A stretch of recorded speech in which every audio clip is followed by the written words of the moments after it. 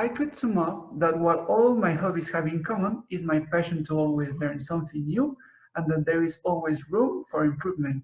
More recently, I have been searching for some hobbies which fit with my professional life.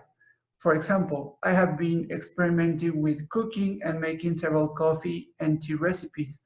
Also, I have just started taking some musical theory classes online in order to learn how to read music and to play the piano, bass guitar, and the drums in the near future. I really love sports, and my favorite one is tennis. What I have learned with tennis is to learn that you just can't win every single point and that you have to manage yourself smartly in order to achieve your goals. Also, I have learned that you have to work hard until the end and that you have to trust on yourself to make things happen. I chose mechanical and electrical engineering as two of my biggest passions are the renewable energies and the automotive industry. Due to this, I chose this bachelor in order to have strong basis in order to contribute to either of these industries.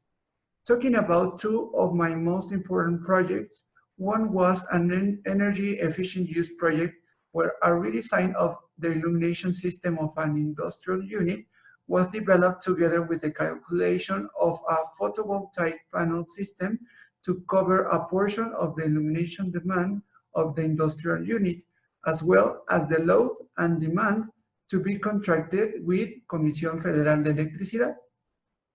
The other project was my engineering integrating project, which involved the analysis of the critical components of a combined cycle power plant throughout programming. I really like this project because together with my team, we helped a PhD student who developed the analysis of the full combined cycle plant.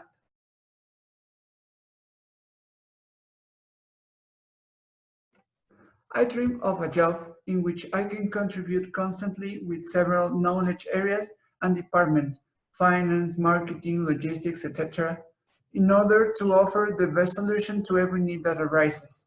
In 5 years, I see myself as a more competitive engineer that will have strong skills and experience enough in order to lead projects and solve problems efficiently, so that a high positive impact arises from the proposed solutions to each business challenge.